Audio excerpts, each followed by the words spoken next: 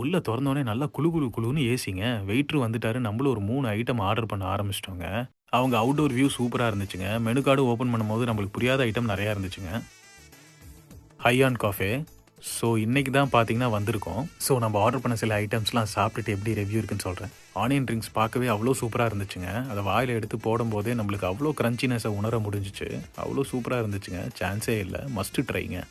கேப்புச்சினோல வேற ஹாட்ட போட்டு தந்துட்டாங்க. அது உடைக்க நம்மளுக்கு மனமே வரலங்க. அப்படியே ப்ரவுன் சுகர போட்டு ஒரு தட்டுன்னு தட்டிட்டுங்க. ஒரு குலுக்குன்னு குலுக்கிட்டு அத அப்படியே வாயில வைக்கும்போது சுமாரா தாங்க இருந்துச்சு. ஓகே தாங்க. தட்ஸ் சோ கார்னின்னு சொல்லிட்டு பேபி கார்ன் வந்தாருங்க. அப்படியே ஃப்ரெஞ்ச் ஃப்ரைஸ் எடுத்து வாயில வைக்கும்போது அந்த சாஸோட அவ்வளோ சூப்பரா இருந்துச்சுங்க. அப்படி பேபி கார்ன் எடுத்து வாயில வைக்கும்போது அவ்வளோ கிரன்ச்சியா ஃபீல் ஆச்சுங்க. இதுதாங்க சிக்னேச்சர் டிஷ். மஸ்ட் ட்ரைங்க. ஆம்பியன்ஸ் சொல்லவே தேவையில்லங்க. சூப்பரா இருந்துச்சு. எல்லா டிஷ்ஷுமே தாறுமாறுங்க. கேப்புச்சினோ தவிர.